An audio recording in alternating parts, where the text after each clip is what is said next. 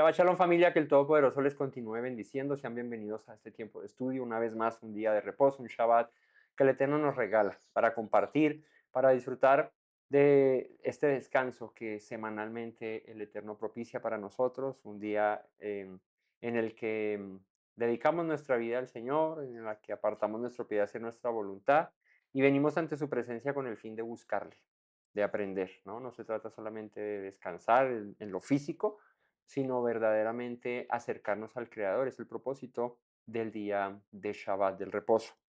Hoy, continuando con este verso a verso que llevamos de toda la escritura, ya iniciamos la semana pasada con el libro de Bemidbar, el libro de Números, y hoy estaremos estudiando el capítulo 2. Así que acompáñenme en este estudio y vamos a orar juntos para que el Señor sea hablando en esta mañana a nuestros corazones. Rey bueno y Padre celestial, te alabamos y te exaltamos. Hoy nuevamente, Señor, estamos delante de tu presencia, buscando tu rostro, Señor, con el deseo de aprender acerca de tus caminos, Señor, con el deseo, Padre amado, de conocerte más. Pidiéndote a ti, Señor amado, que seas tú derramando sobre nosotros la sabiduría, el entendimiento, la inteligencia. Que hoy, Padre, tus palabras al ser predicadas llegan a nuestro corazón hasta lo más profundo de él, Señor, y nos llenen, Padre eterno, de esa paz que sobrepasa el entendimiento, de esa paz eterna que nos da ese conocimiento que nos sirve para el bien, para la vida. Que hoy, Padre eterno, tu palabra, Señor, al ser predicada, cumpla ese propósito por el cual tú la envías, Señor. Como la lluvia, Padre, que riega la tierra, Señor, y la hace florecer y llevar fruto, Señor. Así hoy tu palabra, Señor, como agua viva, Señor, en nuestros corazones, haga brotar aquella semilla que tú has sembrado. Gracias, buen Dios, te damos por este reposo, por este Shabbat y por la oportunidad que Shabbat tras Shabbat nos regalas para acercarnos a tu presencia. Bendícenos en este día, te lo pedimos en el nombre de Yeshua. Amén. Vamos al capítulo 2 del libro de Bemidbar, del libro de Números. Y en este capítulo vamos a estar hablando acerca de la distribución del campamento en el desierto. Israel está en el desierto, ¿no? De ahí viene este nombre que la semana pasada mencionábamos, y es Bemidbar, en el desierto, en la llanura, en la estepa, en un lugar inhóspito donde Israel fue a morar, donde el plan no era pasar todos los 40 años que pasaron allí, sino era pasar un tiempo nomás de transición entre Egipto y Canaán.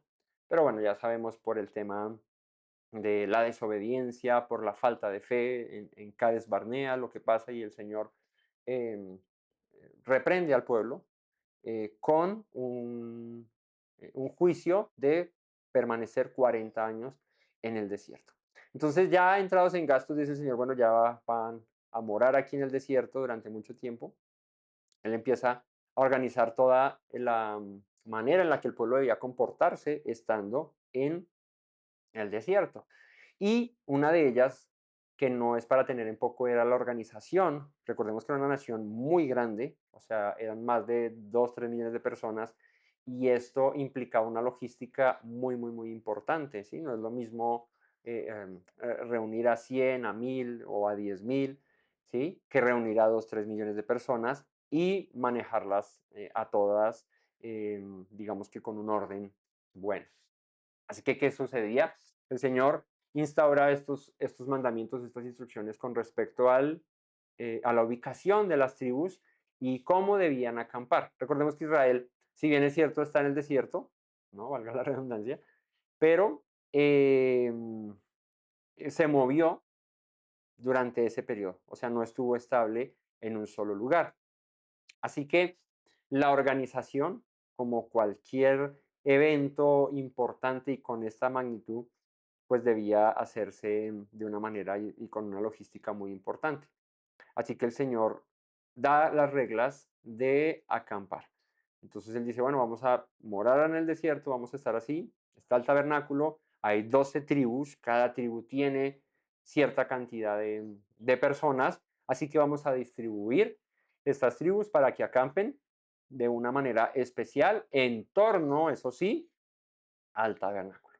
Porque a final de cuentas este era el centro de Israel, y no solo de culto, ¿sí? De sacrificios, de adoración el centro de la dirección para el pueblo, porque pues de ahí recibían, no propiamente el tabernáculo, sino que todo lo que representaba la presencia de Dios en medio del pueblo, pues de ahí recibían las instrucciones para mm, proceder en determinadas situaciones y circunstancias. Una de ellas era cuando era el momento de desplazarse. Cuando llegaba el momento de mover el campamento, no era como que el que se quedó y arranque mi hijo y hágale a ver quién puede, quién llega primero al otro lado, no, sino que había un orden de eso, va a hablar este capítulo. Entonces, Bemidbar es un libro que, como les mencionaba Eduardo la semana pasada, es digamos que muy técnico en ese aspecto, se tocan ciertos mandamientos, porque Bemidbar es un libro donde aparecen, por ejemplo, el mandamiento de los tzitzit, aparece en Bemidbar, ¿sí?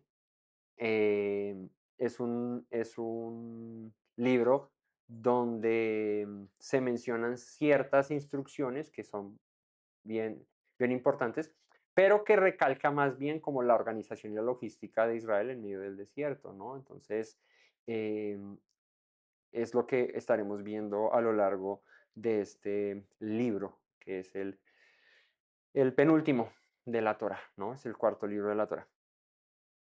Así que vamos al capítulo 2, sin más preámbulos, y vamos mm, a leer para empezar a estudiar qué tiene este capítulo que enseñarnos. Porque aunque ustedes no lo crean, teniendo solamente al parecer cálculos y distribuciones y formación y todo eso, pues vamos a ver qué hay detrás de todo esto, ¿no? En la palabra siempre hay alguna enseñanza que el Eterno tiene para nosotros, para hablarnos. Capítulo 2, versículo 1 del libro de Bemidbar, es el campamento y los jefes de las tribus de Israel, la distribución. Dice, habló Yahweh a Moisés y a Aarón diciendo, los hijos de Israel acamparán cada uno junto a su bandera, bajo las enseñas de las casas de sus padres alrededor del tabernáculo de reunión, acamparán. Así que la instrucción, el Señor le habla a Moisés y a Aarón y les dice, de esta manera van a acampar, ¿sí? En el desierto, junto, dice acá, junto a las enseñas, que pues una traducción un poco más eh, eh, cercana a nosotros, más clara para nosotros, sería estandarte o bandera, ¿sí? Y cada uno, de acuerdo a su bandera, va a acampar y alrededor del tabernáculo de reunión. Así que, como les decía al principio, Israel no iba a acampar como querían, yo me pido aquí, aquí me gusta más a mí, ¿no? Yo ya me pedí esto, ¿sí? ¿Cómo es que uno dice? Cuando uno era pequeño que uno jugaba, me tapo, me curo y, ¿sí? Entonces, este ya lo escogí yo y este no, sino que tenía una distribución específica, ¿sí? Se debía hacer de una manera particular, que es lo que vamos a ver en este, permítame aquí un segundo, en este capítulo. ¿Listo? Así que dice, de acuerdo a la bandera o al estandarte, dice de sus padres, ¿no? De las casas de sus padres. ¿Esto qué implicaba? Pues que cada tribu, cada casa paterna de los hijos de Israel, Rubén, Simeón, Leví, Judá, Isaacar, Zabulón, Gad, Benjamín, Aser, Dan, Neftalí, bueno, Efraín y Manasés, porque José ya no está, sino estos, y Leví, pero pues Leví tiene una ubicación especial. Entonces, de esta manera, acamparían alrededor del tabernáculo. Cada tribu tenía una bandera, que era un símbolo de identidad, para representar su casa, ¿no? De hecho, era muy común en la antigüedad, ¿no? De hecho, cuando te pones tú ahí a investigar, mi papá es uno de los que ha investigado que el apellido, de dónde viene, y al final por allá llega y para allá tiene la familia Valderrama un escudo, ¿sí? Que es el apellido que tengo yo paterno. Si tú vas y miras, los Acevedo, que es un apellido también sefardita, español, pues vas allá y buscas, y llegas, bueno, y llegas allá y vas a encontrar, lo más probable es que esa casa que tenía ese apellido tuviese un escudo, una señal, ¿sí? Con eso se identificaba las casas. Bueno, es por poner un ejemplo. Israel eh, tenía cada uno su estandarte, cada uno una bandera, ¿sí?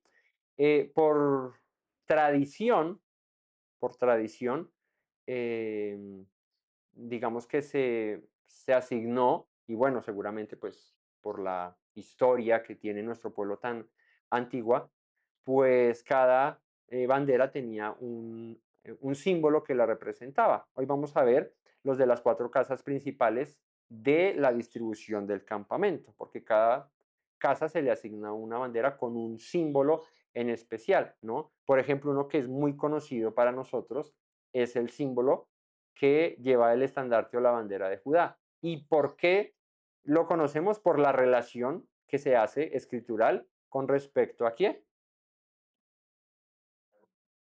No, no, no, ¿a qué? Al león, al león, ¿no? El león tiene una relación estrecha con Judá, ¿sí? Y no porque David haya matado y haya peleado con el león, porque también peleó un oso, entonces hubiera podido hacer con un oso. Pero sí por la referencia que se hace al Mesías, que es descendiente de David, que es llamado el león de la tribu de Judá, y bueno, todo lo que implica el ser el león, porque el león viene a ser luego aquel que gobierna a Israel por completo, ¿no? Y ahí la referencia al rey de la selva, ¿no? Al león. Bueno, entonces es por poner un ejemplo. Entonces cada bandera, cada estandarte tenía una manera de identificar, este es de esta tribu, este es de aquella tribu, ¿no? Así de la misma manera se identificaban los enemigos. Veías la bandera de un ejército que estaba frente a ti y decías, ah, no, ese no es de nuestros aliados, ese no es de nuestros hermanos, ese es un enemigo, esa bandera no es de las nuestras, ¿no? Hoy en día nuestras naciones, por no ir más lejos, tienen símbolos que llamamos hoy símbolos patrios, ¿no? Y en nuestra nación, por ejemplo, en Colombia tenemos la bandera, amarillo, azul y rojo, que es parecida, pero no es igual a la del Ecuador, ¿cierto? A la de Venezuela, pero es diferente, ¿no? Nuestra bandera tiene unas particularidades que la diferencian de las demás naciones. Tenemos un escudo, ¿no? Y así pues claro, cuando se iba a la guerra, pues los aliados miraban los estandartes, las banderas y, ah, ok, este es nuestro ejército, estos son nuestros amigos, estos son nuestros aliados, esos son enemigos. Entonces era la manera de identificar. Así que el campamento se formaba alrededor del tabernáculo, haciendo una especie de cercamiento a el lugar donde el Señor habitaba, donde estaba la presencia del Eterno. Así que ¿qué podemos destacar de esto? Así empezando. La vida del pueblo de Israel, de toda la nación de Israel, giraba en torno a la presencia del Señor. Eso aplicaba a nuestra vida, pues funciona exactamente igual. Nuestra vida, nuestro mover, nuestro dirigir, nuestro andar, debe girar siempre en torno a la presencia del Señor. Ese es, esa es el camino que hemos seguido y el que debemos mantener. Cada dirección, cada paso, cada momento, cada lugar, cada decisión que tomemos, pues debe ir encaminada a la dirección que el Señor escoja para nuestras vidas. Y ese era el propósito, que toda la nación acampar alrededor del tabernáculo y todos recibieran la misma instrucción, todos recibieran la misma guianza. No, no, es que a mí me tocó por allá al otro lado, yo del tabernáculo no sabía nada, no sabía ni qué. No, todos estaban acampando alrededor, si habían unas tribus principales que digamos que más para el orden de la marcha, más para el orden de cómo movilizarse en el desierto, pues fueron puestas como tribus principales, ¿sí? Que ya ahorita las vamos a mencionar, de hecho aquí la lectura las va a decir. Entonces vamos a arrancar con este orden del campamento y dice el versículo 3, estos acamparán al oriente, al este, ¿sí? El oriente es el mismo este. La bandera del campamento de Judá por sus ejércitos, el jefe de los hijos de Judá, que era Nazón, hijo de Aminadab, su cuerpo de ejércitos con sus contados 74.600. Junto a él acamparán las dos tribus de Isaacar, el jefe de los hijos de Isaacar, que es Natanael, hijo de Suar, su cuerpo de ejército con sus contados 54.400, y las tribus de Zabulón y el jefe de los hijos de Zabulón, Eliab, hijo de Elón, su cuerpo de ejército con sus contados 57.400, todos los contados del campamento de Judá, 186.400 por sus ejércitos marcharán delante. Bueno, aquí no era la cantidad de personas de la tribu, sino ¿de qué? De los hombres de guerra, de los hombres que podrían ser parte del ejército, ¿no? La fuerza de la nación, de la fuerza de Israel, obviamente el Señor, pero la fuerza en hombres a pie, era por el oriente, por la tribu de Judá como líder, porque recuerden que aquí menciona a Isaacar y a Zabulón, pero Judá era el que dirigía, ¿no? Era como el capitán, ¿sí? Era Judá, de Isaacar y de Zabulón. Él tenía a cargo, digamos que ese general, ese capitán de esas tribus, tenía a cargo tres tribus, su propia tribu, Judá, y tenía a Isaacar y a Zabulón, ¿vale? Entonces, cada uno tenía una cantidad determinada de hombres que al final dice son sumados los tres ejércitos de las tres tribus, dan 186.400 hombres. 186.000. ¿Cuántos hombres habían en el censo que se menciona arrancando números, arrancando el desierto? 600.000 hombres, ¿cierto? Más o menos 600.000. Bueno, de esos 600.000 hombres habían 186.400 entre Judá, Isaacar y Zabulón, hombres de guerra. ¿Qué más podemos destacar aquí en esta lectura? Bueno, la ubicación. ¿Dónde estaba ubicada la tribu de Judá, Isaacar y Zabulón? ¿Dice dónde? Al oriente, ¿sí? En la ubicación del tabernáculo, al oriente. ¿Qué particularidad, qué de especial tiene el oriente? El nacimiento del sol. El nacimiento del sol. Y esto, cuando lo traemos a un nivel de interpretación bíblica más profundo, que simplemente decir, se ubicaron al oriente, sí, por donde nace el sol, claro. Pero ¿qué representa esto? Y que Judá esté ubicada al oriente por donde nace el sol. Judá representa la tribu de la cual, dice la escritura, vendrá el que reinará, ¿no? De Judá viene David. De Judá viene, según la bendición que hace Jacob a sus hijos, en Judá estaría el cetro. Nunca se apartará el cetro de Judá, ¿sí? De Judá nacería el rey de justicia, ¿no? Nacería el Mesías. De Judá viene David, que fue el rey, el primer rey que tuvo Israel, escogido obviamente opuesto por el Señor, no porque Saúl no lo hubiese sido, sino que Saúl fue un deseo de la nación y que el Eterno lo concede, pero fue más conforme al pedir de una nación buscando parecerse a otras naciones, ¿no? Por el contrario, David es un hombre que fue escogido, ungido por el profeta Samuel, por mandato del Señor, por escogencia del Señor, ya no por lo que veían los hombres, sino por lo que Dios vio, ¿no? Recordemos a Samuel yendo a buscar entre los hijos de Isaí, de ahí es donde habla acerca del vástago de Isaí, ¿no? Del que nacería, del que gobernaría Israel. eh, Ese retoño de Isaí, de un hijo de Isaí. Bueno, pues de ahí, cuando va a ungir, llega y ve a los demás hijos, ¿no? Empieza por los más grandes, por el mayor, y dice, uy, aquí está el ungido del Señor. El Señor le dice, no, ese no es. Y le traen al segundo, ¿cierto? Eh, y cuando le presenta, son creo que 7 o 8 con David. Cuando le presenta los primeros 7, él dice, no, aquí no está porque el Señor no me dejó. ¿Tienes algún otro más? Sí, tengo uno que es pastor, pero ese es bien chiquito y ese no creo que sea. Tráemelo. Cuando se lo muestra, ese es el ungido. Y el Señor le da una lección a Samuel. Tú miras lo que mira el hombre, la apariencia, la fortaleza, lo grande, pero yo miro el corazón. Y escogió a David y bueno, y sabemos qué fue lo que resultó siendo David para Israel. Ahora, el sol, ¿no? El nacimiento del sol. Y la escritura hace referencia a Yeshua como el sol de justicia, ¿no? Entonces, tiene toda la relación esto de por qué el Señor, desde tiempo tan atrás, antes de que el Mesías viniera y todas estas cosas se hablaran acerca del Mesías, ya había aquí un vislumbre de lo que sería, ¿no? Y es que Judá marcharía y se eh, establecería en el desierto, o bueno, más bien acamparía porque era una morada temporal, en el oriente, ¿sí? Por donde nacía el sol. Así que Judá es el primero que aparece aquí, que sale adelante.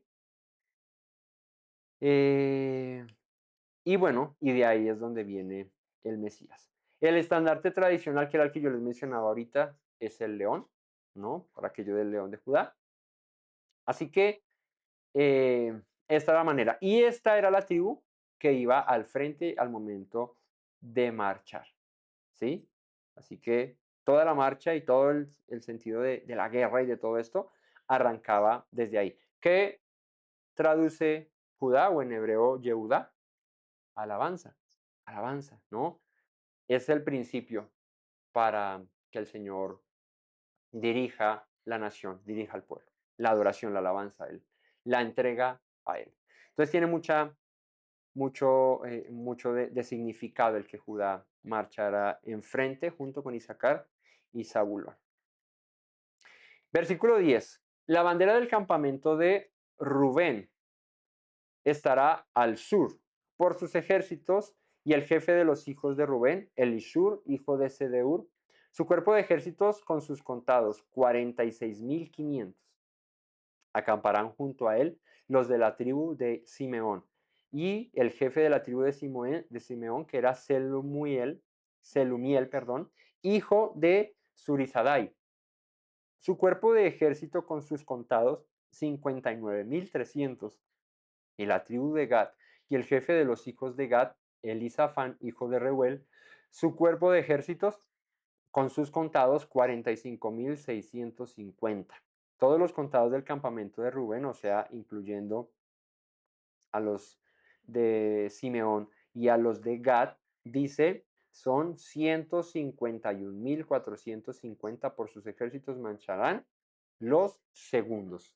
Entonces, el campamento se ordenaba, primero el oriente acampaba, ¿cierto? Judá, eh, Zabulón y, ¿cuál era el otro? Isaacar, se formaban al oriente, ¿sí? Luego, al sur, o sea, si tú estás parado al oriente y es la tribu que está ahí, entonces a tu mano izquierda, estando tú en el oriente, a tu mano izquierda, no, a la izquierda, sí. Si yo tengo no, si yo soy el oriente. Si yo estoy en el oriente, si yo estoy parado al oriente, a la mano izquierda se formaría la tribu de Rubén junto con Simeón y con Gad, ¿no? O sea que al marchar, pues arrancaba Judá, luego arrancaba Simeón y así. Entonces, como que dando un círculo en forma de círculo, se formaban para acampar y también para desacampar, ¿sí? O para moverse, para marchar, exacto. Bueno, sí, claro, el punto de referencia era el centro, que era el tabernáculo, ¿cierto?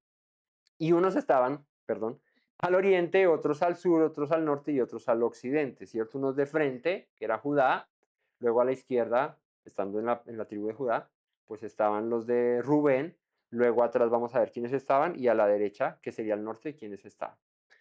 Y de esa manera arrancaban, de esa manera también acampaban. ¿Sí? Por eso les digo que no es como que llegaban y yo me lo pido, me lo pido. No, el tabernáculo va al medio, listo, ok, ¿dónde está el oriente? Ok, aquí va a acampar Judá. Y al sur entonces Rubén, y empezaban a acampar en orden. De hecho que el Señor es un Dios de orden, no era como donde, donde caiga eso, hágale, mi hijo, que donde le sirva. No. Listo. Entonces Rubén es la segunda tribu líder en el campamento. Y es curioso, ¿no? Porque Rubén, ¿quién era? ¿O quién fue? El primogénito. Él fue el primer hijo que tuvo Jacob. Sí, claro, perdió la primogenitura, ¿no? Perdió la primogenitura ¿Por qué perdió la primogenitura Rubén? Porque se acostó con una de las concubinas de su padre, ¿no? Subió al lecho de su padre, dice la escritura. Entonces, le es quitada el derecho de la primogenitura a Rubén. Pero fíjate cómo el Señor, de alguna manera, en su misericordia, restaura algo en Rubén y es ese liderazgo que aunque perdió, mantuvo en el desierto cuando se formaba Israel alrededor del tabernáculo. Estaban Rubén, Simeón y Gad. Entonces,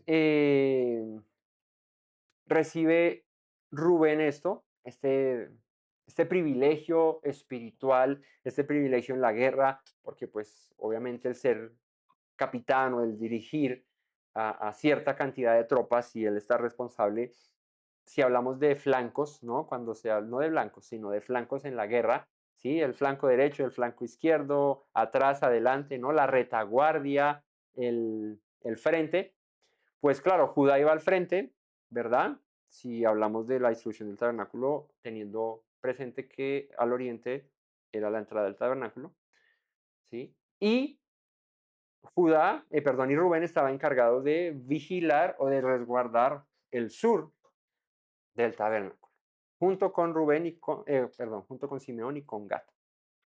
Así que esa posición al sur, pues le dio un privilegio a Rubén, ¿sí? Que aunque perdió la primogenitura, le dio la oportunidad de, digamos que de redimir en algo ese honor que perdió. Ahora dirigiendo el ejército por ese flanco, por ese lugar que era el sur del campamento. Eh, y de esta manera, eh, marcha. Versículo 17. Luego irá el tabernáculo de reunión con el campamento de los levitas en medio de los campamentos en el orden que acampen, así marcharán cada uno junto a sus banderas. Vamos dos campamentos, el de Judá y el de Rubén, y luego dice acá, luego irá al tabernáculo. ¿Qué quiere decir esto? Ok, listo. En el acampar del pueblo de Israel, sí, Judá estaba al oriente, estaba Rubén al sur, el tabernáculo en medio, pero cuando era el momento de marchar, arrancaba Judá, luego arrancaba Rubén y detrás de Rubén salía el tabernáculo con los levitas. ¿Ok? Entonces, claro, esto quiere decir que si ya dos tribus, en realidad seis tribus, pero digamos que dos en cabeza de Judá y de Rubén, iban delante, el tabernáculo iba en medio, esto quería decir que detrás del tabernáculo van a ir otras dos tribus en cabeza de otros dos, o en total seis tribus más, ¿verdad? Esto resguardando el tabernáculo de los enemigos, tanto delante como detrás, ¿no? Y pues en la práctica, obviamente, pues no es como que en fila india estaba Judá y Rubén y atrás los otros dos que ya les voy a decir quiénes son. Y el tabernáculo de pronto pudiera ser atacado por los lados. No, recordemos que nomás la cantidad de hombres que hay en los dos ejércitos que van al frente encabezados por Judá y Rubén, más los dos que van detrás, ¿sí? Que es Efraín y Dan, pero ahorita los vemos, son una cantidad que supera muchísimo a lo que eran los levitas, ¿sí? Y lo que era el tabernáculo. Entonces, digamos que en defensa del arca del pacto, del tabernáculo como tal, ¿sí? De todo el mobiliario, pues había un ejército tanto delante como por detrás y pues rodeando de alguna manera eh, este lugar especial que el Eterno había escogido para morar, que era el tabernáculo. Entonces, ahí iba la presencia del Señor. El tabernáculo partiría en medio del, del campamento. Así que eh, los levitas rodeaban el Mishkan, el tabernáculo, ahí dice, luego irá al tabernáculo de reunión con el campamento de los levitas en medio de los campamentos en el orden en que acampen. Entonces, ¿qué quiere decir eso también? Que el campamento, el tabernáculo iba en la mitad, los levitas hacían un primer anillo de seguridad, un primer círculo alrededor del tabernáculo, y luego las otras tribus acampaban una oriente, sur, occidente y norte, de esa manera. Entonces, ¿qué de importante tiene esto? Bueno, pues todos tenían acceso entre las tribus que rodeaban el tabernáculo a la presencia del Señor. Todos tenían acceso eh, al tabernáculo. Todos tenían acceso a la dirección del Señor y a la bendición, por ende también, ¿no? Pues ahí estaban los levitas, digamos que en todo lado presentes, ¿no? Así que eh, de esta manera también marchaba el campamento de Leví. Versículo 18. La bandera del campamento de Efraín por sus ejércitos al occidente, y el jefe de los hijos de Efraín, Elisama, hijo de Amiud. Su cuerpo de ejército, con sus contados, 40.500. Junto a él estará la tribu de Manasés y el jefe de los hijos de Manasés, Gamaliel, hijo de Pedashur. Su cuerpo de ejércitos con sus contados, 32.200. Y la tribu de Benjamín y el jefe de los ejércitos de Benjamín, Abinadab, hijo de Gedeoni,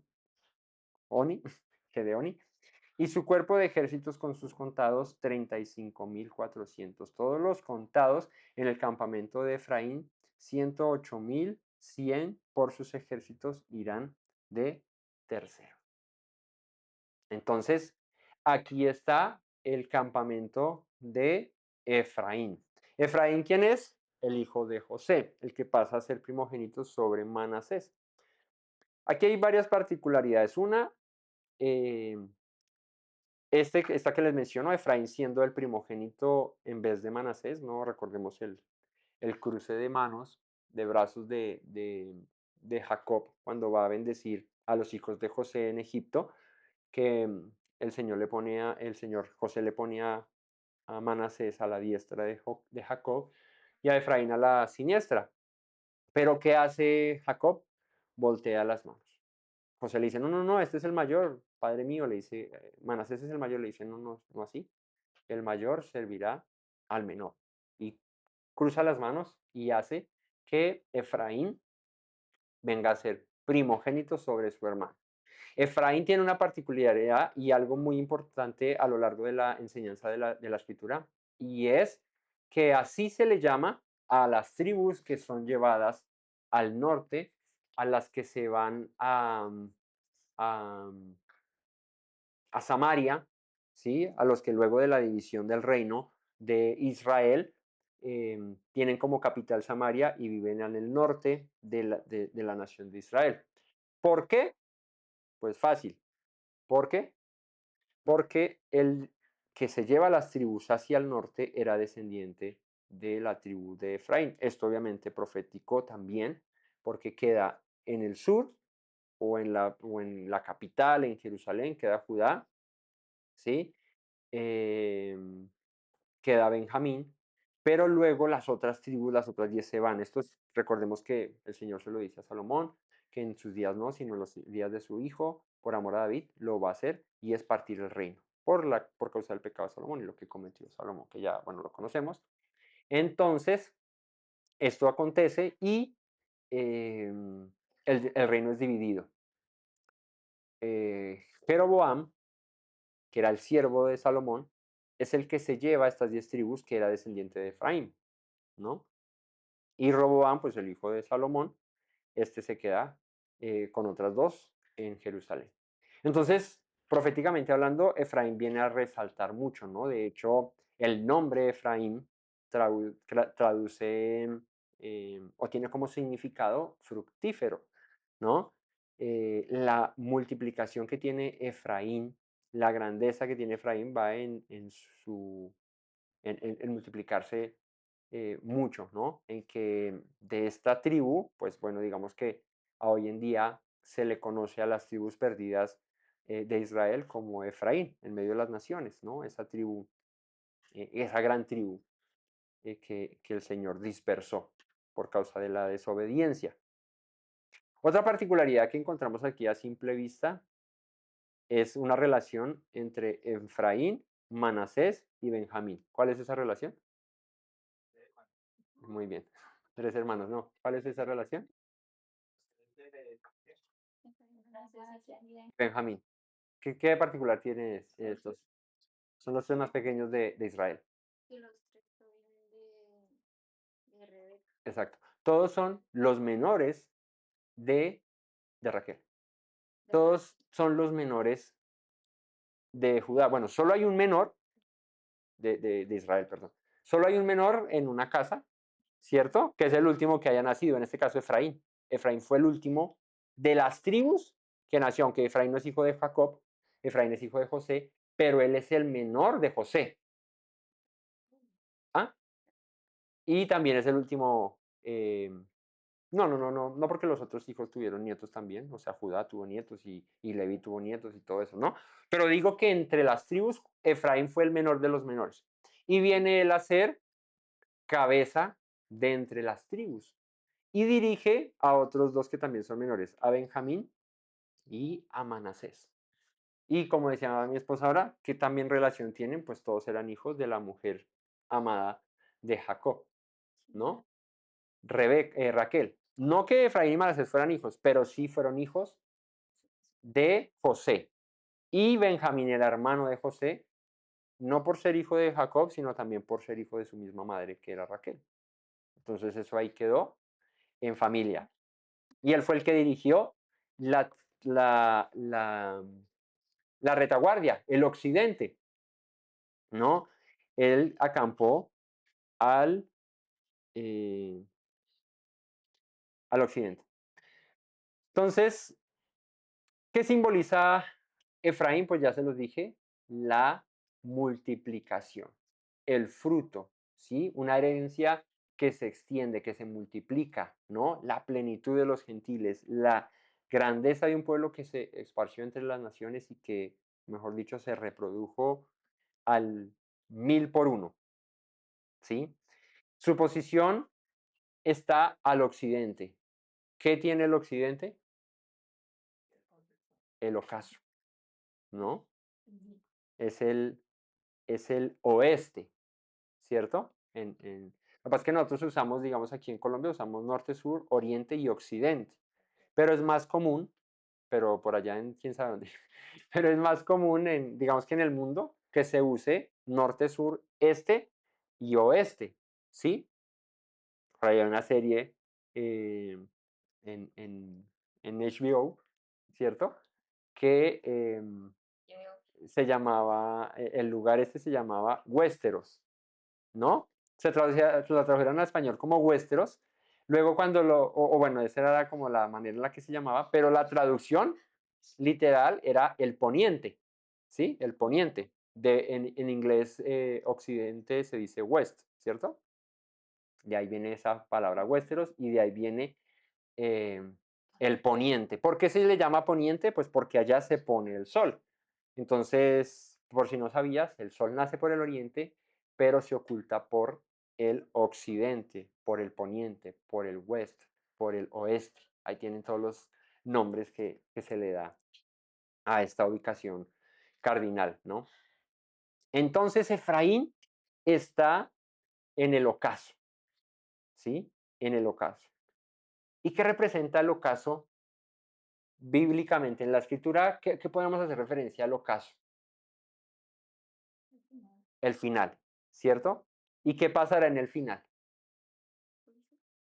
Juicio. Sí, sí, claro, todo eso pasará en el final. Pero hablando aquí de Efraín, de lo que estamos hablando, ¿qué pasará en el final?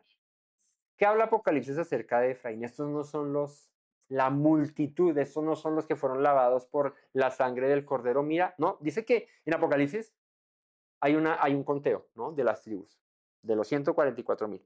Pero cuando llega un momento y dice, y miré, alcé la vista y miré, y aquí como un mar, ¿sí? Una multitud de gente que yo no podía contar. O sea, estaba aquí yo encartado contando que los 144,000, cuando llega y levanta Juan la vista y dice, y miré,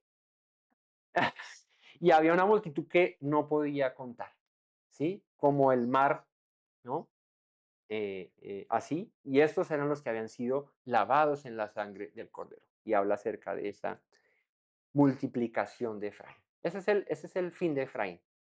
Por eso está en el oriente, en el occidente, perdón, en el ocaso, en el final de los tiempos, en el final de los días, la multitud de Efraín, los desterrados, los expatriados, del cual tú y yo hacemos parte, por ser, eh, estar lejos de la tierra, lejos de los pactos, lejos de las promesas, pero acercados a través de Yeshua, el Mesías, a las promesas, a la tierra, a los pactos, ¿no? Una gran multitud que al final de los días cumplirá aquella palabra que Dios le dio a Abraham al principio de toda esta historia, ¿no? Tu descendencia será como las estrellas en multitud, como la arena del mar. Tu descendencia no la podrás contar. Y cuando Juan mira allá y dice, "Ey, yo aquí echando abaco, contando", cuando ya cogió el abaco y lo botó, dijo, no, esto ya no funciona, no me dan las cuentas, esto ya sobrepasa. Así que habla Efraín de una cosecha, de un final de restauración, ¿no? De reunión, un final feliz, así como se espera, ¿no? Em, sí. Entonces, bueno, Efraín representa a las naciones, o sea, eh, nos habla de eso en el capítulo 11 acerca de Efraín. No lo vamos a leer, porque pues esto es el capítulo 11, pero ahí se los dejo.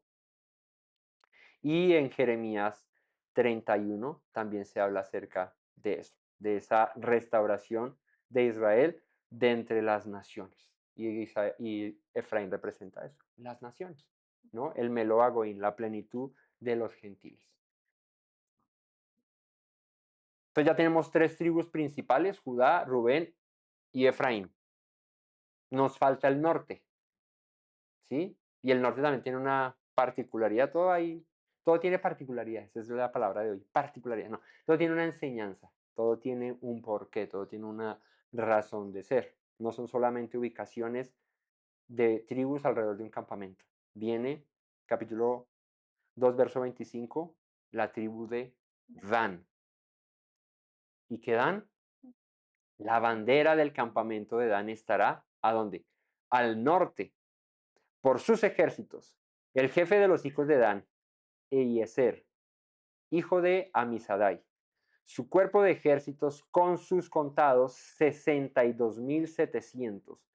Junto a él acamparán las dos tribus, la de Aser y el jefe de los hijos de Aser, que es Pagiel, hijo de Ocrán, su cuerpo de ejércitos con sus contados 41.500.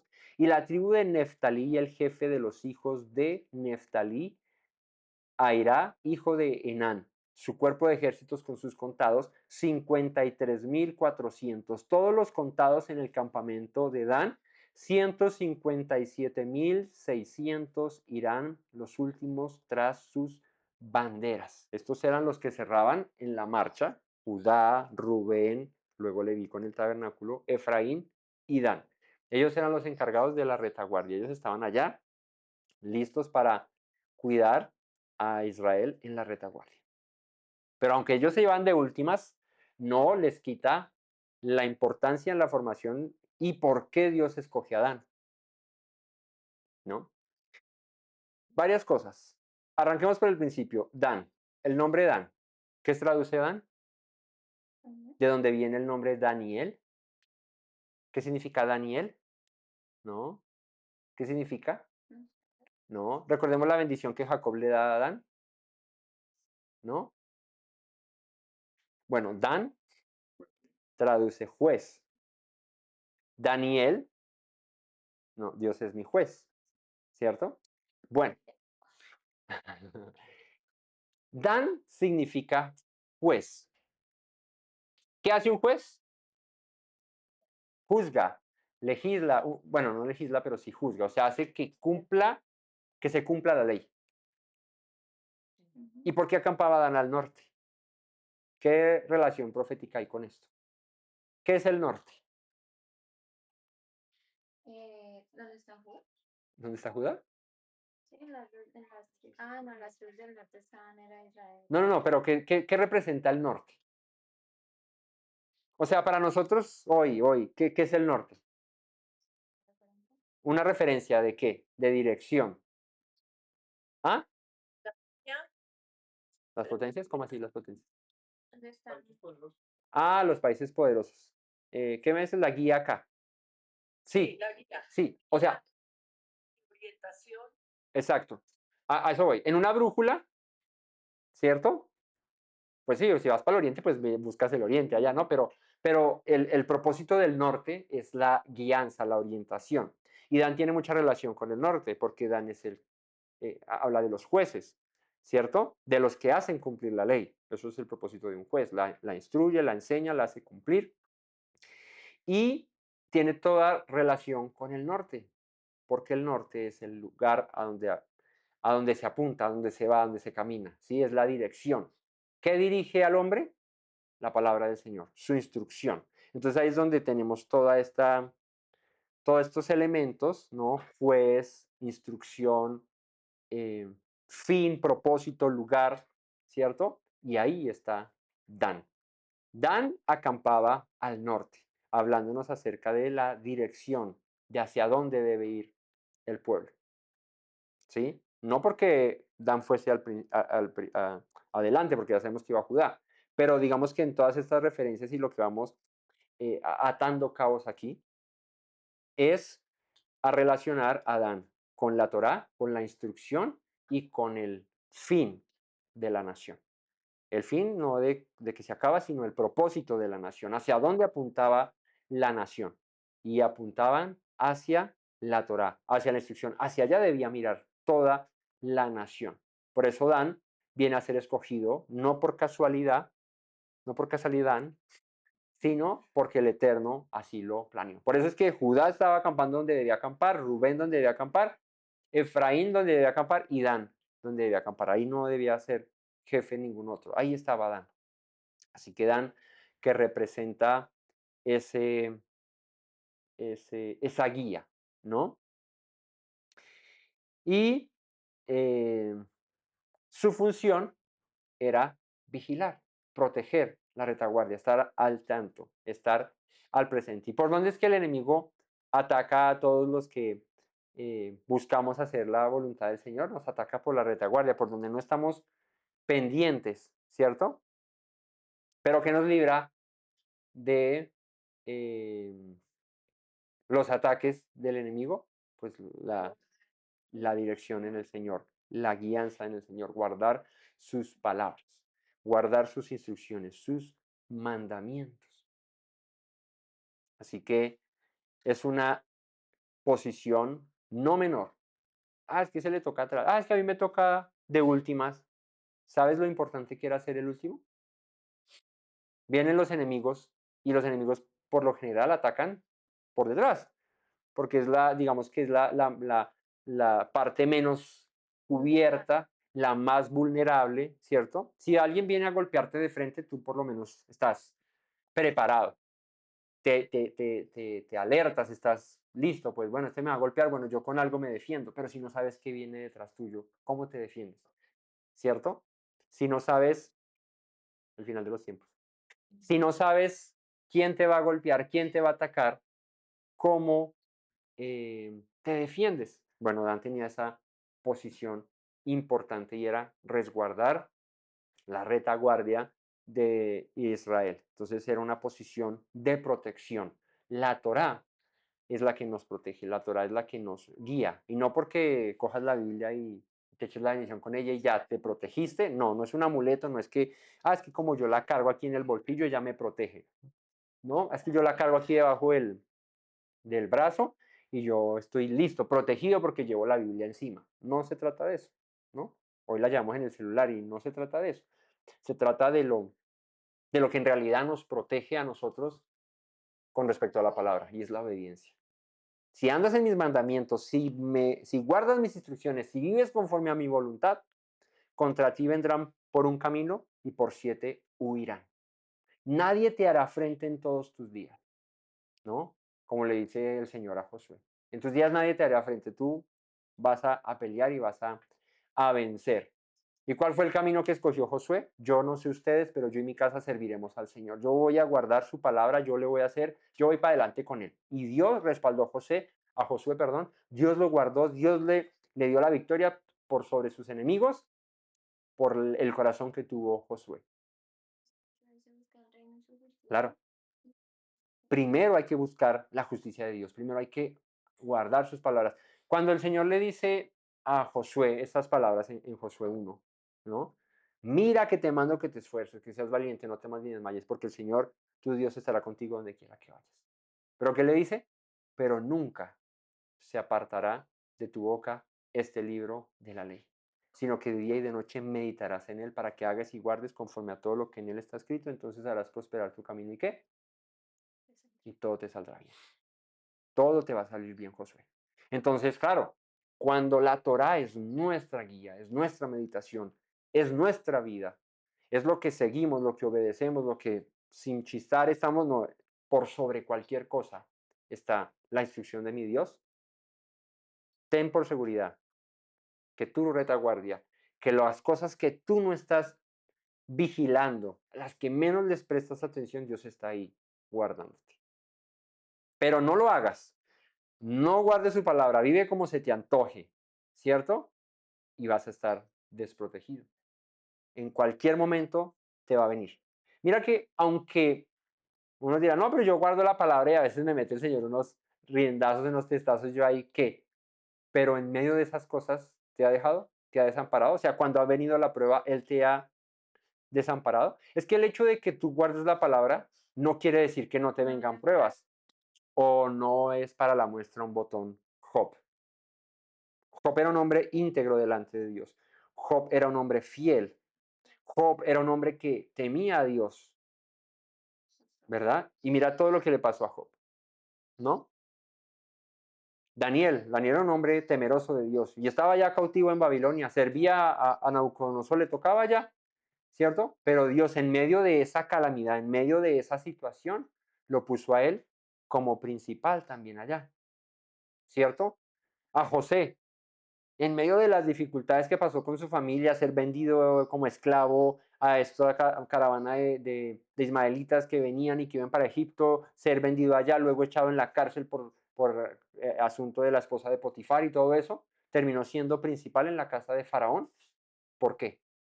Por el amor a Dios, por guardar su palabra, por hacer su voluntad, ¿no? Y como eso es, pues muchos más que destaca la escritura, que dejaron todo por seguir a Dios, por servirle. O sea, ponían por sobre toda cosa al Eterno, sin importar la situación en la que me encuentre. No, es que primero está la vida, entonces yo por eso no. Y bueno, pues si primero está la vida, pues ahí te la quito, porque pues si primero es eso lo que cuidas. El Señor es tan fiel que a todos aquellos que dieron su vida por amor a su palabra, por obediencia a su palabra, por hacer su voluntad, Dios estuvo allí para levantarlos, para socorrerlos. Fíjate, Daniel, es que cuando uno ve la escritura le a uno, o sea, si ya no la vemos, ahí sí es como dice el dicho, no hay peor ciego que el que no quiere ver. Daniel fue un hombre que vivió en una nación extranjera, que hoy diría, no, donde fueres, haz lo que vieres, porque pues así te cuidas. O sea, si te dicen, póstrate allá contra ese, hágale porque si no lo matan y pues primero está la vida antes que los mandamientos. Bueno, pues díganme entonces cómo hizo Daniel. Pregunto yo, ¿cuál fue la situación de Daniel? Daniel era un hombre que oraba 3 veces al día con las ventanas abiertas mirando hacia Jerusalén. Y por causa de eso, de no postrarse a la imagen hecha, de no seguir las costumbres de aquella nación en la que él estaba cautivo. No es que estamos en el extranjero, no estamos en Israel. Pues sí, no estaban en Israel, pero Daniel no por eso dejaba de ser Daniel. No por eso dejaba de temer al Dios de Israel. ¿Y qué le pasó a Daniel? Pues claro, sí hubo consecuencias por no seguir las costumbres de aquella nación. Una de ellas fue ¿cuál? Al foso de los leones. Ese es el castigo. No vas a adorar a nuestros dioses, no vas a seguir a nuestros dioses, pues muerte vas a tener. ¿Cómo? Un castigo bien feroz, bien fuerte, bien feo. Allá en una cueva, en un foso, con leones hambrientos que llevan un mes sin comer. Y Daniel dijo, bueno, pues eso es lo que me toca, pues le hago. Y no por eso dejó de hacer lo que debía hacer, mostrando la fidelidad a Dios antes que incluso su propia vida. Resultó en una fosa con leones, ¿cierto? Y al otro día amaneció consintiendo gatitos, ¿no? Cuando fueron allá, porque Daniel era muy apreciado para el rey, o sea, no era como que botaron a cualquiera en el foso, no era un hombre eh, inteligente, era un hombre muy sabio. No, de hecho, es el único que le interpreta allá el sueño a Nabucodonosor de la imagen esta de cabeza de oro, cabeza, hombros, rodillas, ¿cierto? De cabeza de oro, de brazos de plata, y bueno, es el único que puede. Todos los sabios y entendidos de Babilonia no pudieron, y Daniel sí pudo. Y no porque Daniel fuese especial, en que, ay, no, es que Daniel era algo especial. Sí era especial para Dios. ¿Por qué? Porque amaba a Dios por sobre todas las cosas, porque buscaba a Dios, porque, exacto, porque donde él ponía a Dios, Dios lo puso a él. Entonces, cuando llegó el momento de la prueba, muchos se levantaron, porque es que Daniel no dijo, ay, yo estoy incumpliendo eso, entonces échenme al foso de los leones. No, al fueron y lo sapearon y, ah, no, miren, rey, ese que usted tanto quiere y que no sé qué, mire, ese no hace caso. Y como era un edicto, como era una ley, pues había que cumplirla, por más de que el rey quisiera a Daniel. Y con todo el dolor del alma para el foso, mi hijo, porque ¿qué más se le hace? Usted no hace caso. ¿Y qué hizo el Señor allá en el foso? Lo libró de los leones. Si lo hizo con Daniel, no lo podrá hacer con nosotros. Y hoy las situaciones que vivimos nosotros no son ni comparadas con las que vivió Daniel. Por lo menos en este lado del planeta, ¿no? Pues porque hoy en día hay personas que por amor a Dios, que por temor a Él, que por buscarle a Él, que por no negar su fe, hoy son masacrados, son asesinados. Y están, sí, al otro lado del charco, como decimos, ¿verdad? Pero pasa, o sea, hoy está pasando. Tú y yo, que no vimos ni la mitad de eso, a veces nos rajamos por unas que uno dice, Dios mío, pero ¿cómo es posible que lo hagamos así? ¿Cómo es posible que no seamos capaces de vivir genuinamente en nuestra carne, en nuestra vida, la fe que profesamos? Porque Daniel sí lo pudo hacer. Sadrach, Mesach y Abednego, estos tres amigos de Daniel, tampoco se postraron. ¿Qué hizo el rey? Al horno de fuego. Al horno, échelos, mijo. Y caliénteme esa vaina 3 veces más. Ah, no, mentiras, hacen eso los calentos. Fueron a los otros que mandó calentar el horno 3 veces más. Pero ahora, imagínate, en un horno de fuego. Es que lo más solo pensar en horno, ¿cierto? Ahora, horno de fuego. Sí, porque no era un sauna. No era un sauna, pero ya estaba como, ya era un air fryer. No, era un free fire. Era, bueno, era un horno, imagínate. Y ellos no cedieron, no sucumbieron ante lo que en el lugar en el que vivían, en el mundo en el que vivían, en la época en la que vivían, les tocó afrontar. ¿Y qué hicieron? Pues nos vamos entonces. Los metió al horno y cuando estaban en el horno, ¿no? Hay una canción que dice, eran tres, ahora veo cuatro, ¿qué pasó? Y veo uno ahí que se pasea, uno que está dando vueltas con ellos como charlándoles y no eran tres los que habíamos metido, que hacen cuatro allá. Saquen a ver y salieron intactos. No les pasó nada. Antes había uno que los estaba acompañando. ¿Quién? Al que ellos no negaron, con el que ellos no dejaron atrás. Vuelvo. Donde tú pongas a Dios, Él te pone. Ellos pusieron a Dios en primer lugar. Dios dijo, pues aquí nos metemos los tres, nos calentamos tranquilos, que yo a ustedes los guardo, no les va a pasar nada. ¿Cierto? Estaba haciendo como frío, era invierno por esa época en Babilonia. Está haciendo como frío aquí, la vamos a pasar rico, tranquilos. Salieron victoriosos de esa prueba. Y como ese, tengo muchos más. Pero el punto aquí, no yo, la escritura. El punto aquí es, ¿cuál es tu dirección? ¿Cuál es tu guía? ¿Cuál es tu foco? ¿La Torah? ¿La instrucción? Bueno, entonces vive conforme a ese foco, ¿no? Si tú estudias para ser arquitecto, no te metes eh, de chef, aunque te guste mucho la cocina. De pronto lo harás en tus ratos libres, pero no es tu foco. De lo que vives, de lo que trabajas, es porque eres arquitecto. Si estudiaste para ser ingeniero civil, no te metes de ingeniero mecánico porque no te da, aunque tengan también la misma el nombre al inicio de la profesión, ingeniero. Pero no es lo mismo un ingeniero civil que un ingeniero mecánico, que un ingeniero químico, que un ingeniero, etcétera. No es lo mismo. Aplicarán principios en matemática y en cosas así, claro, pero no es lo mismo. Uno está enfocado en una cosa y otro está enfocado en otra. Ese es su norte. Para eso estudiar, bueno, Nosotros tenemos diferentes profesiones, pero en algo sí que tenemos en común y es la Torah, la instrucción, la fe en Yeshua y en sus mandamientos y en sus instrucciones. Si ese es nuestro norte, hablando de esa brújula, ¿cierto? Si ese es nuestro fin, ¿estamos viviendo conforme a eso? ¿En verdad es nuestro todo? Porque oramos muy bonito, ¿no? Dios es mi todo, Dios es mi Señor, Dios es todo para mí, tú Señor eres todo para mí, pero en realidad Dios es todo para nosotros. Y cuando Dios, perdón, viene a ponernos a prueba esas palabras tan bonitas que salen de nuestra boca, sucumbimos ante el mundo que nos rodea y ante las situaciones que tenemos, o nos paramos firmes y decimos, no importa qué digan ustedes, pero yo en mi casa hemos decidido servir al Señor, allá ustedes, pero yo en lo particular, porque al final de cuentas esto resulta ser en lo personal. ¿Sí? Yo aquí les puedo, como decían los papás o los abuelos, decir hasta misa. O sea, literal, yo aquí les puedo sacar todos los ejemplos que la escritura los menciona. Si yo no los vivo, estoy fregado. O sea, yo, Juan Camilo. Si yo, Juan Camilo, no los vivo y se los predico a ustedes, pues estoy peor de fregado que aquellos que lo escuchan. Pero aquí el asunto es que esto es personal.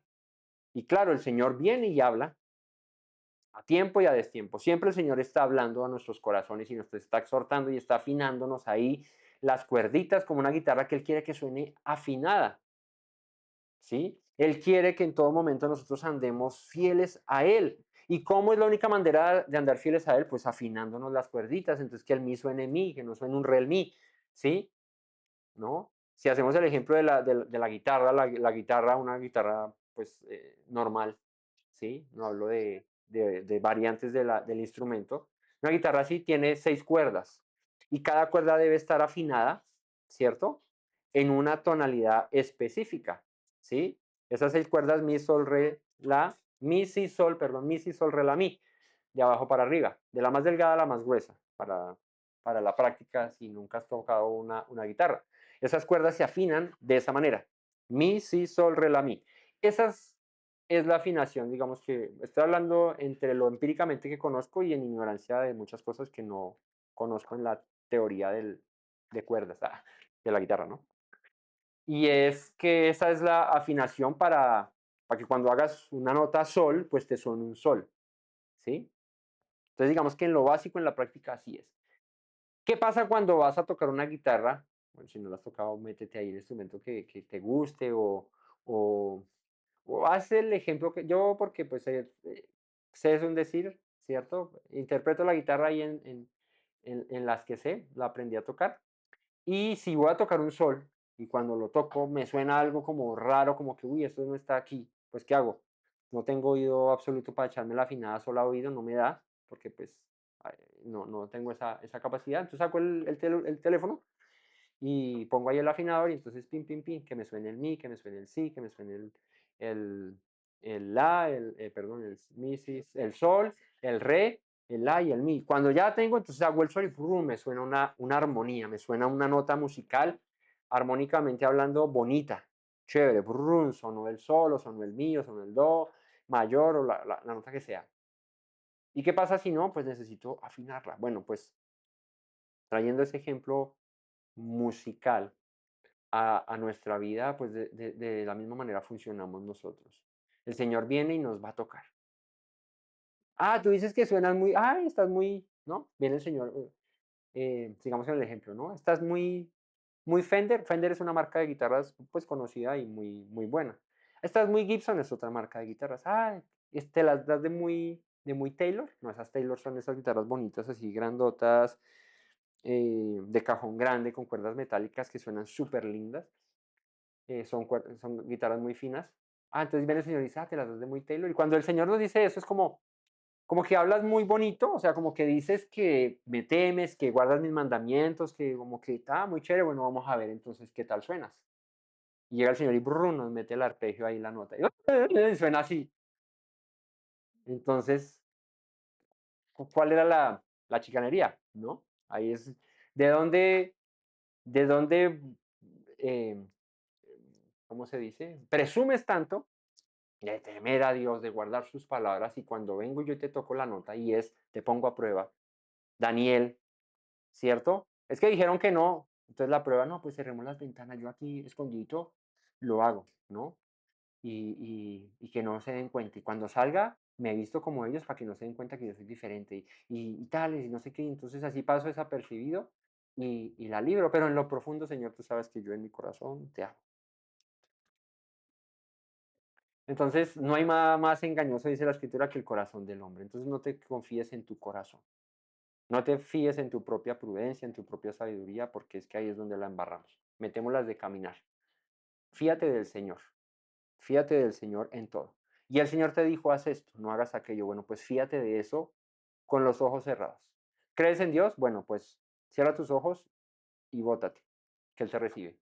¿Sí?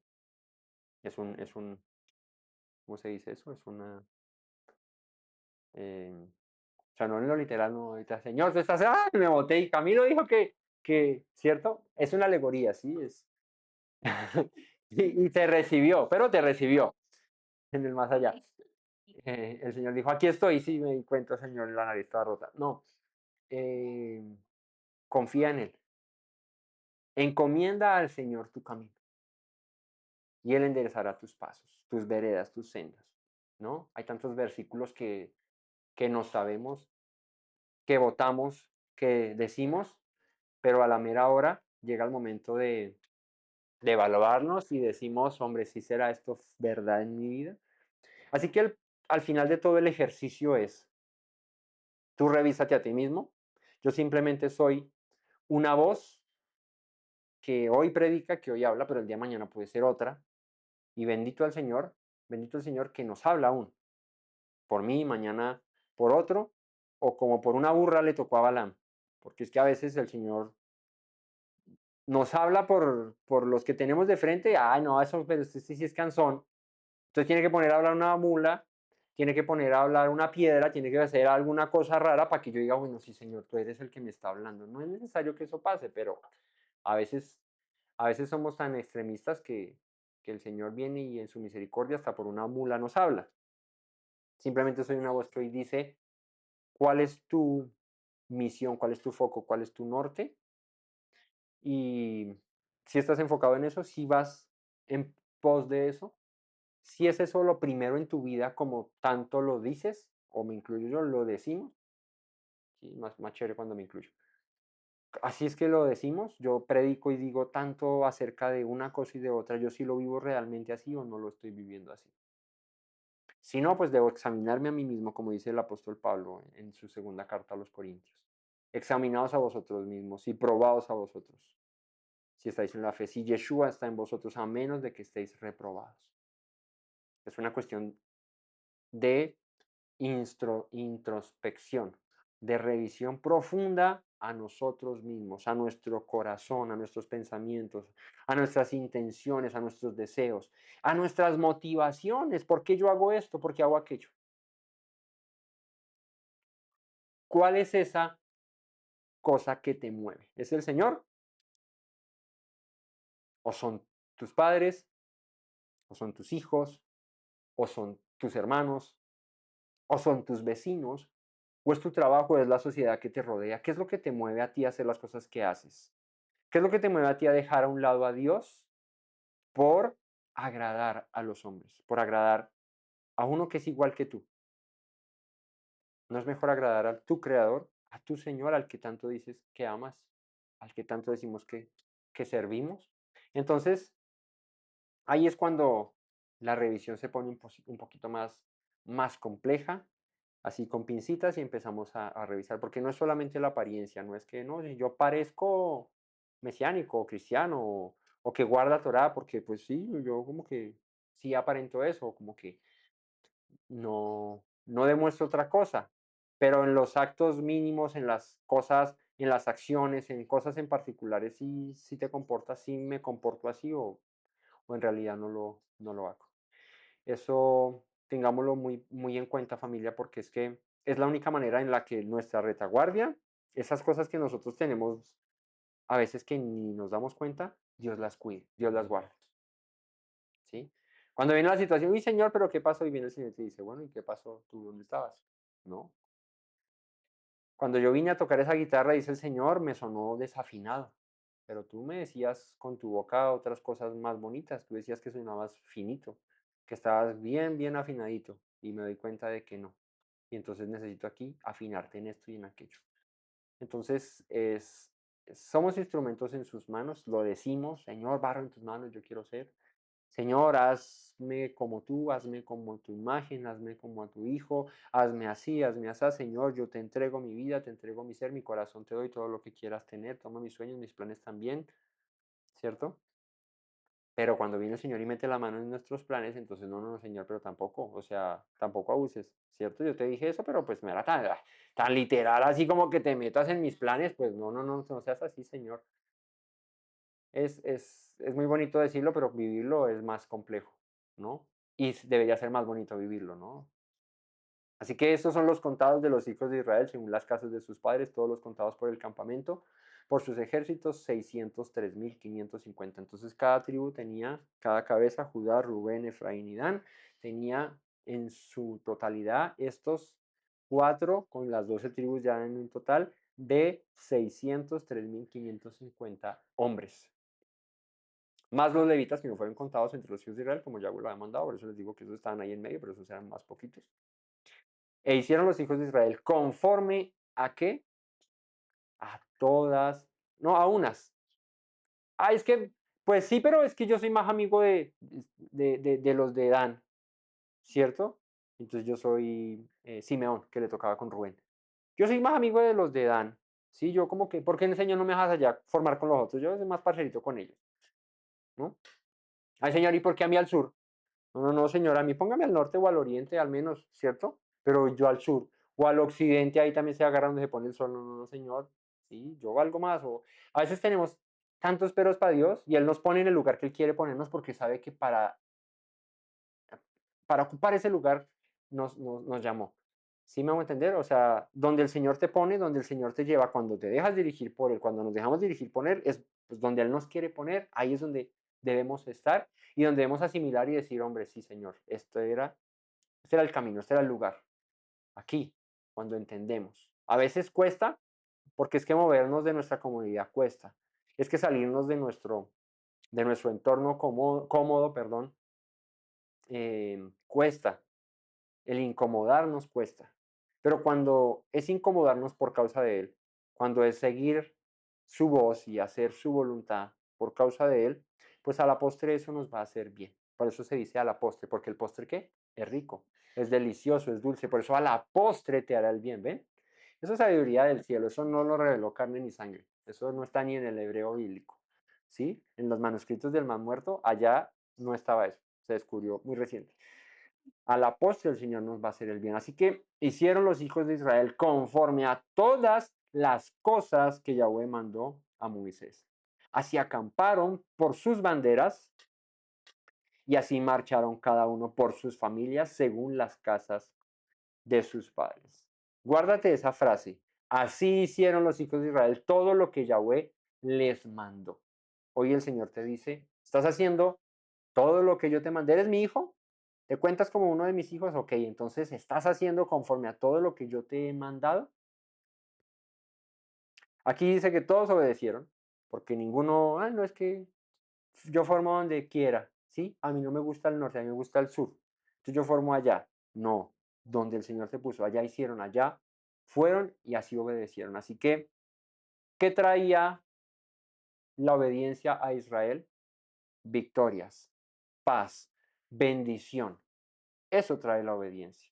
La obediencia no es un cerco, no es una camisa y que, uy, no, qué pereza, yo aquí obedeciendo como estoy de mal, como mientras que obedezco estoy mal, mal, mal. No, la obediencia trae bendición, no es que no está en la Torah. Las bendiciones de la qué, no dice de la desobediencia, no dice de andar como se te antoja, no dice las bendiciones de la obediencia, pero ojo, versos siguientes, las maldiciones de la desobediencia.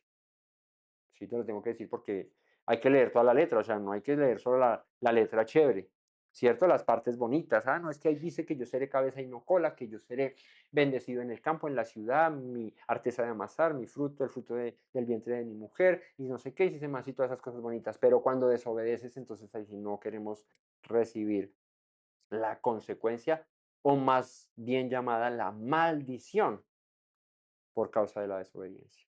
Porque si Dios maldice, es como consecuencia de nuestra desobediencia, no porque es que, ay, es que Dios es tan malo. Y es muy cruda, porque cuando leamos Deuteronomio en las bendiciones y maldiciones finales, dice la escritura literal, bendito serás en el campo, bendito, qué bonito. Pero si desobedeces, maldito serás en el campo, maldito serás en la ciudad, maldito será el fruto de del vientre de tu mujer, maldito será tu ganado. Uy, Señor, pero también, no puede decir que te voy a reprender pasito, alguna palabra más suave, pero maldito, uy, no, eso no, ¿cómo vas a hacer así, Señor? Bueno, pues es que con Dios o es frío o es caliente. Dice la escritura que a los tibios los vomita. Entonces que no nos coja tibios, ¿no? Que nos coja o fríos o calientes. Porque es mejor, dice la escritura, no haber conocido que haber conocido y apartado. O que predicar y no hacer. ¿Qué le dijo Yeshua a los fariseos? Hipócritas. Porque predican, ustedes hablan, pero no viven conforme a esas palabras. Entonces, a mí mejor que no me digan hipócrita, ¿cierto? Que no me digan nada, mejor dicho, y yo haya perdido porque ni hijo soy, ni nada de eso, mejor dicho, lejos de todo. Y pues ya, allá vivirá su vida, tendrá sus cosas en esta vida y ya al final, pues el final que se espera, ¿sí? Ya ahí ya no hay más. Pero si tú y yo que decimos servir a Dios, nos metemos ahí la tibieza en su palabra, la tibieza espiritual, mucho cuidado porque ahí es donde vienen los juicios y las reprensiones de Dios a nuestra vida por nuestra propia causa, ¿sí? No por otras, por nuestra culpa. Como Daniel dice cuando ora. Él no dice, ay Señor, por tu culpa estamos aquí, Señor, ¿qué pasó? No, por mi culpa, por la de mis padres, por la de nuestro pueblo, por nuestra culpa, señores, que estamos aquí. Por eso reconocemos nuestro pecado. David dijo cuando pecó, he pecado contra ti, Señor. Mi pecado, Señor, es contra ti. No es porque esto, porque aquello, porque las circunstancias, porque llovió, porque salió el sol. No, fue mi culpa contra ti, Señor. Y entonces, claro, las consecuencias vienen por esa culpa que tenemos con el Señor. Y ahí es donde vienen los ayes de dolor, ¿cierto? De sufrimiento, pero ¿por qué me pasa esto a mí? Bueno, ahí están las razones. Así que la obediencia trae cobertura, porque Dios guarda, trae bendición, trae victoria sobre nuestros enemigos. La obediencia tiene, o sea, si te pones a ver la balanza entre hacer lo bueno y hacer lo malo, pues hombre, hacer lo bueno la tienes toda, pero a veces, no sé, qué nos pasa a todos, que nos gusta que nos metan de vez en cuando unos palazos, una vaina así, sí, como que los deportes extremos nos llaman la atención, ¿cierto? La adrenalina, el momento así de sentirme que me van a reprender y me van a dar duro, no sé, nos gusta sentirnos así. Para eso, si te gusta sentirte así, ve y compra una boleta en el Salitre Mágico y bótate una de esas atracciones y vas a sentir eso. O compra un boleto y bótate en paracaídas y ahí sientes la adrenalina que quieres sentir. Pero, pero sentir la adrenalina de que Dios nos va a reprender y nos va a castigar y nos va a enviar sus juicios por causa de nuestra desobediencia, pues esa sí no es tan chévere. Porque miremos en la escritura, las cosas que están escritas son para nuestra enseñanza y si están ahí es para que las revisemos y digamos, hombre, no, yo no quiero pasar por esas mismas situaciones, pero a veces pasamos por las mismas y decimos, Señor, pero ¿qué pasa?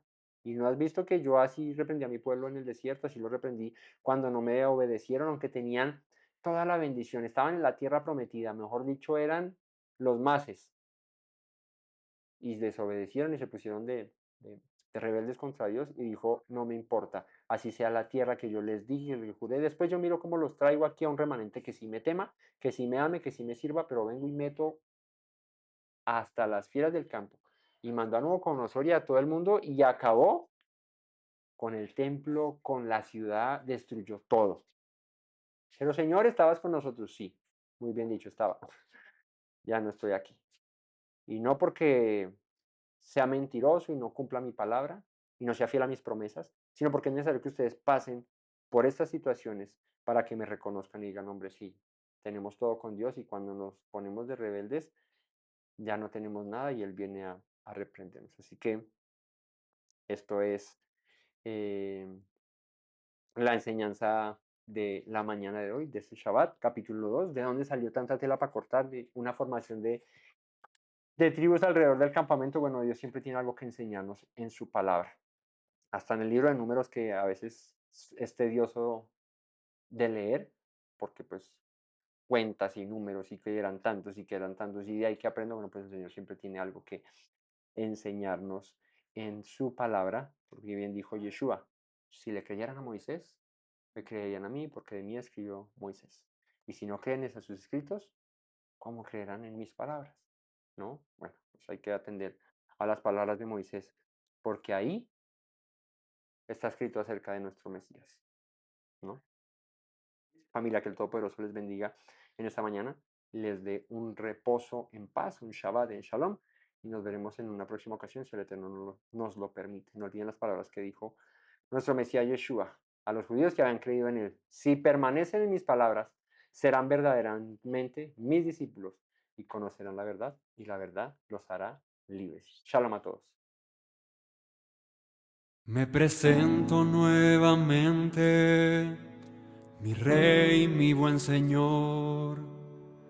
Mis pasos se han desviado, necesitan dirección.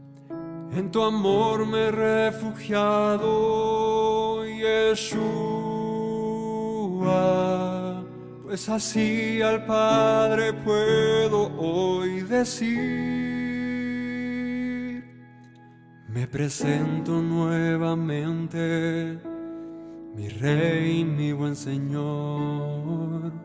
Mis pasos se han desviado, necesitan dirección. En tu amor me he refugiado, Yeshua, pues así al Padre puedo hoy decir. Abba, Padre, Baruch atah, Señor Dios nuestro Rey de eternidad. Abba, Padre, Baruch atah, Adonai Eloheinu melech haolam.